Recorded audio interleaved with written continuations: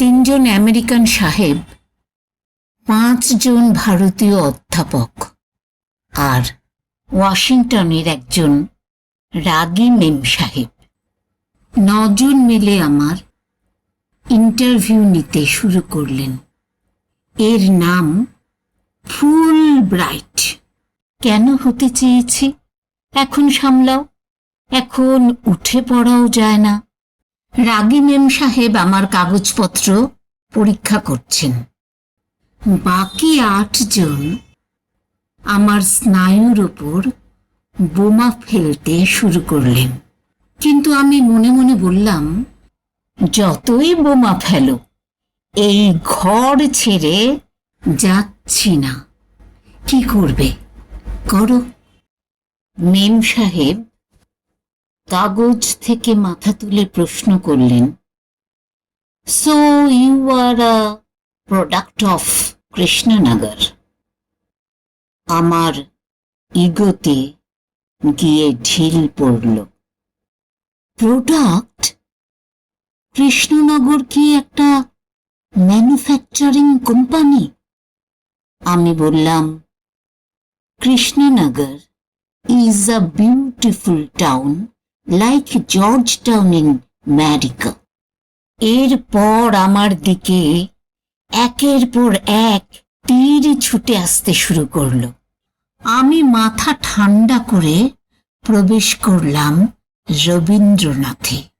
আমার বিষয় hyphenated identities, তার মানে আমেরিকার ভারতীয় লেখক। এশিয়া আমেরিকার মাঝখানে যে একটা হাইফেন আছে, সেটা কি এবং কেন, সেটা খুঁজে বার করা।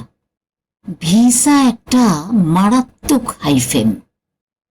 আমি ঠাট্টার ছলে বললাম, আগে আপনাদের যে ভিসা আইন ছিল সে তো ভয়ঙ্কর। আপনারা বলেছিলেন কোনো এশিয়ানকে ঢুকতে দেবেন না।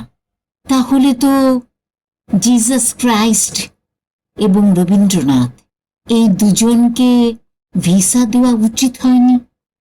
আর আজ আমেরিকার দিকে তাকান। আমি যতবার আমেরিকা গিয়েছি ততবার লক্ষ্য করেছি আমেরিকার হাত এশিয়া, আমেরিকার পা এশিয়া। হাত মানে মোবাইল, পা মানে গাড়ি। সেদিন ইন্টারভিউতে আমাকে বাঁচিয়ে দিলেন এশিয়ার প্রথম নোবেল প্রাপক। আমি Robert Frost, Whitman, Allen Ginsberg তুলে তুলে দেখাতে লাগলাম রবীন্দ্রনাথ কিভাবে এদের সঙ্গে জড়িয়ে আছেন, কিভাবে হাইফেনেটেড হয়ে আছেন, কিভাবে হুইটম্যান বোলপুরের ছেলে হয়ে যেতে পারেন আর রবীন্দ্রনাথ ব্রুকলিনের খেয়াঘাটে দাঁড়াতে পারেন। আপনারা আজ মর পৃথিবীর নাম দিয়েছেন গ্লোবাল ভিলেজ। রবীন্দ্রনাথ লণ্ঠনের আলোয় বসে শান্তিনিকেতন নামে এক অজ পাড়া গাঁয়ে সারা পৃথিবীর মনীষা তুলে এনেছিলেন। তিনি মণিপুর থেকে ওড়িশা, মারাঠা থেকে দ্রাবিড়, কাশ্মীর থেকে রাজস্থান, তুকারাম থেকে কবির, সবাইকে নিয়ে একটা অখণ্ড ভারতী মানুষ তৈরি করেছিলেন। এ কাজ তাঁর আগে কেউ করেননি, তাঁর পরেও কেউ করেননি। টানা 20 মিনিট বলে আমি থামলাম।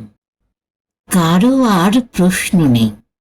আমি বুঝলাম রবীন্দ্রনাথ যে উচ্চতা নিয়ে এই ইন্টারভিউ রুমে এসে দাঁড়িয়েছেন, সেটা লঙ্ঘন করার শক্তি কারও নেই। রবীন্দ্রনাথ যেন আমার পিঠে হাত রেখে দাঁড়িয়ে আছেন। রাগী মেম সাহেব আমাকে অবাক করে একটা কথা বললেন, could you please read out your own poem in English translation? তাই নাকি?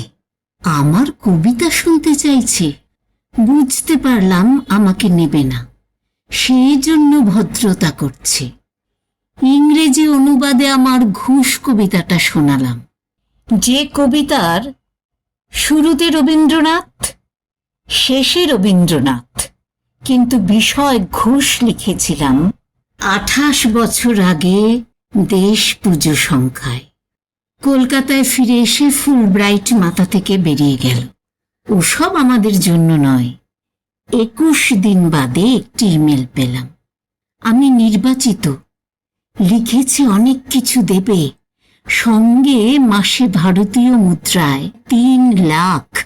ছোটবেলায় খেতে পেতাম না sir, my second meal was uncertain. এখন কি হবে? আমি দেয়ালে টাঙানো রবীন্দ্রনাথের পায়ের কাছে গিয়ে দাঁড়ালাম। ওয়াশিংটনের সবচেয়ে বড় স্কলারশিপ পেয়ে আমি রবীন্দ্রনাথকে বললাম, আপনি আমায় বাঁচিয়ে দিলেন, আপনি না থাকলে আমি পেতাম না। লোকে বাড়ি এসে অপমান করে যেত, কি অন্যায়, আপনি পেলেন না। মনে মনে বলতো, বেশ হয়েছে, জানতাম পাবেন না।